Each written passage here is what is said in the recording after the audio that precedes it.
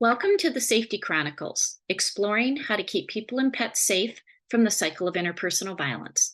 I am your host, Allie Phillips, founder and CEO of Sheltering Animals and Families Together, the SAFeTy Program, a nonprofit organization working with domestic violence shelters to eliminate the pet housing barrier to safety. As the founder, I have led the global movement in helping domestic violence shelters create on-site pet housing while elevating the criminal justice response to how animal abuse links to crimes against people.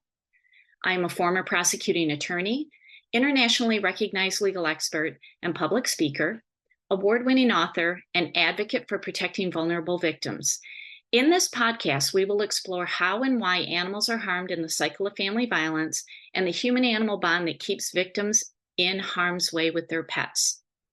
Guest speakers and I will share strategies for shelters and professionals working to safeguard survivors, why pet-inclusive sheltering is life-saving, and safety tips for those who need help. None of the content will be graphic. If you are in harm's way, please contact your nearest domestic violence shelter or call the National Domestic Violence Hotline at 1-800-799-7233. Let's get started. Welcome back to another episode of the podcast, and I am continuing with this wellness series about resilience and empowerment.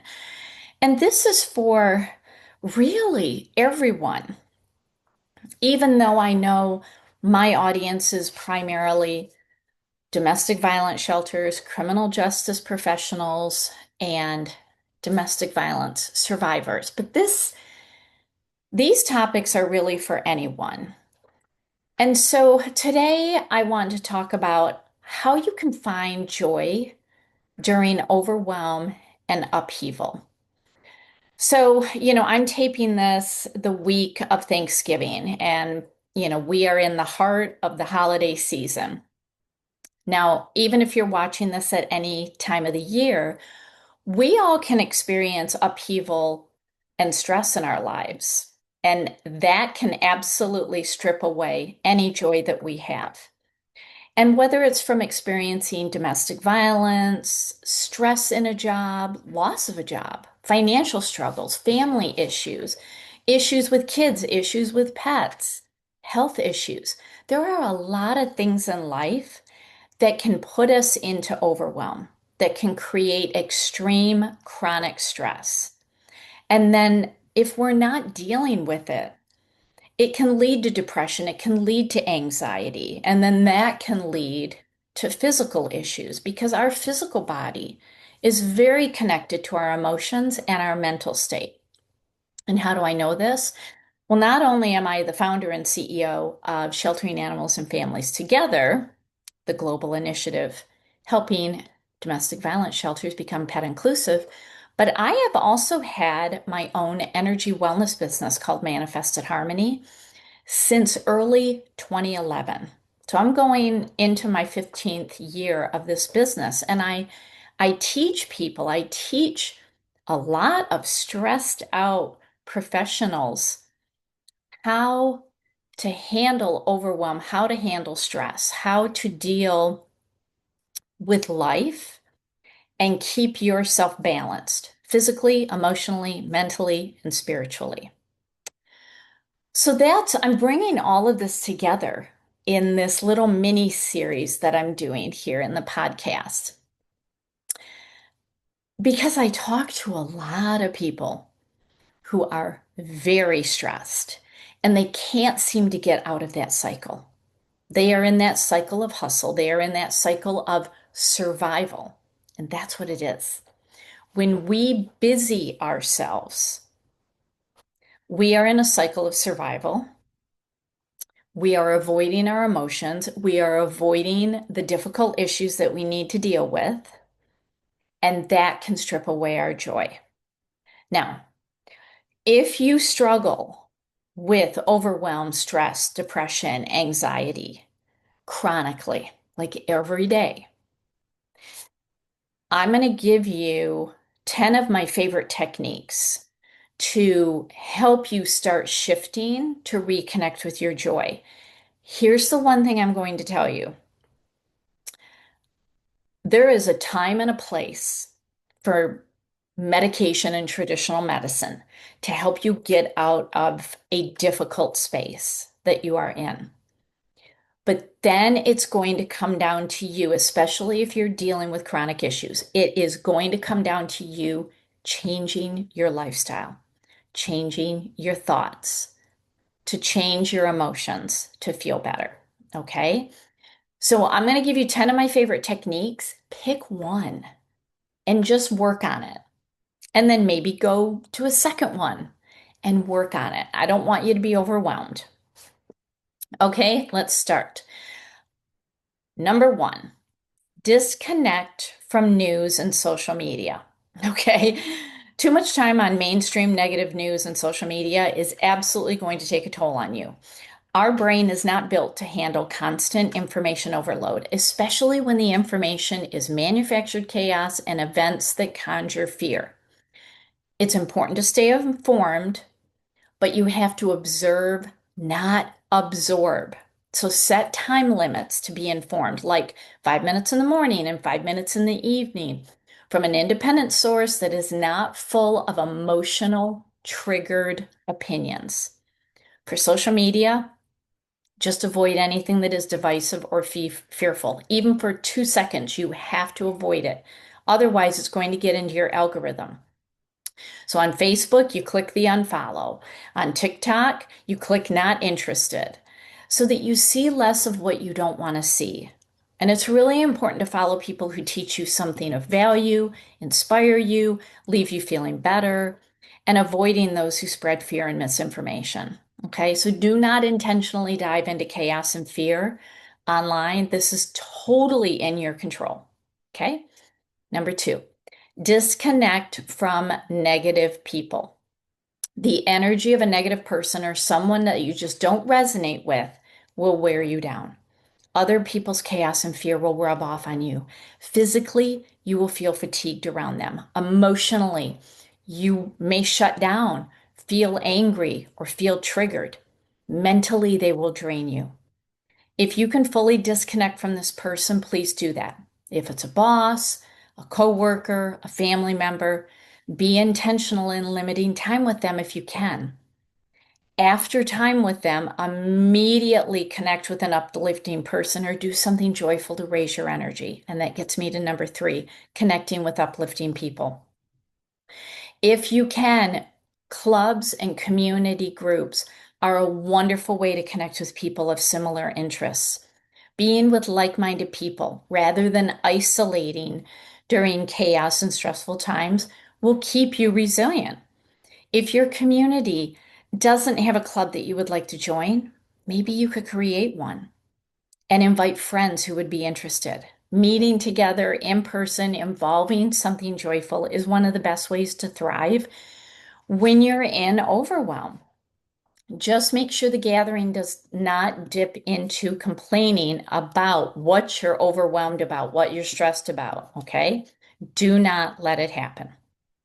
Number three, spend time in nature. So do you resonate with water, with forests, with mountains, with sunny days, with windy days? All of these nature elements have a healing component. Water helps you to flow and dream. Forests help to ground and calm you. Mountains give you strength. Sun increases your vitality and your happiness. And the wind is purifying and cleansing. Just yesterday, I was feeling a wave of grief over the loss of my parents recently. So I went for a long walk in this magical forest near my home. And then I went walking along the pier of Lake Michigan, and it always sets me straight. So every day, or as often as you can, spend time in nature. Go for a walk in a wooded area, bask in the sun, sit underneath a tree, walk through a nursery to enjoy flowers and plants. Go outside, take a deep breath of fresh air. This keeps you connected to the earth and to connect to the earth's frequencies. And that is a whole separate podcast. But when we can connect with the earth, we feel better. Number four, daily self-care rituals. So go and check out the episode right before this, episode number 44. on self-care is soul care. That is going to give you a lot of information. But what can you do in the quiet of your home that is nurturing self-care? Okay, if your house is chaos, what can you do to make it not be so chaotic? What can you do to quiet your home? What can you do to then nurture yourself through rituals? I like morning rituals because they set the energy for the day. The days that I do not engage in my morning ritual, I just feel off. Make it something easy. Make it something that you look forward to. Maybe it involves deep stretching for a few minutes, or journaling, or reciting affirmations about what you're grateful for, about smelling or topically applying essential oils to set your frequency for the day. Maybe it's selecting a crystal to, here we go, labradorite. Selecting a crystal to carry with you during the day. Um, Meditating with crystals, listening to soothing frequency music in the morning rather than the news, making a hot cup of coffee or tea, working out at the gym. Rituals are solely for you, and it is something that you want to do, that you look forward to doing. Okay? It's nurturing your soul and it's melting away the stress, the fear, the overwhelm, the negative emotions. All right, what are we on? 5, breath work. Breath work is really important. Okay? We take very shallow breaths all day long. And when we are under overwhelm and stress and anxiety, we breathe really fast and really shallow, and that is not healthy. We are literally depriving ourselves of oxygen. Okay? Deep breathing, focused breathing is important because it's going to oxygenate you, so you're going to have more energy. You'll feel better. Deep breathing cleanses your lungs, it keeps them strong, but it also helps you to exhale grief and negative emotions. So here's my favorite technique. And you can use essential oils. Where are my essential oils? I don't even have one in here right now, which is so odd for my office. But what I do is I put a drop of an essential oil in my hands, put my hands over my nose, breathe in deeply for a count of 5, hold for a count of 5, and exhale for a count of 5 as I visualize the negative emotions, the grief, the sadness, the anger, whatever it is. Visualize me blowing them out. Okay? Now, this goes along with number 6, meditating daily. Now, a lot of people hear meditation and they instantly shut down. Here's the thing. This can be super simple. This is important because the human brain is on overload and needs quiet time outside of sleeping. Okay, we are on the go all the time. We have so much information coming at us all the time. Our brains were not built for this. Okay, so in addition to the deep breathing, because that right there is meditation, literally focus on breathing in and counting in your mind, holding and breathing out. That's a form of meditation. Okay. You can also stare into something beautiful like a crystal. Pink and orange flash labradorite. Let me see if I can get her to flash. It's hard to get the flash in my office. But you can just stare into a crystal or a candle or a fireplace or go on a walking meditation in nature. Okay? Make sure there's no other people, it's quiet, you're not on your phone. This is what I love to do. I spend a lot of time walking the beaches at Lake Michigan, and it has been life-changing. Calming your thoughts through meditation will help you elevate your energy out of the chaos, out of the stress, and out of the overwhelm. Okay, what number are we on? Number 7. I think I only have 8 of these. I thought I had 10 tips. I think I only have 8 now that I'm thinking about it. Number 7, let's work on your mindset. If your thoughts default to why you can't do something or to disempowering thoughts, you need to flip that around. Catch yourself in the moment. When you start a sentence with I can't or I don't, I want you to flip that around immediately and say something that is true.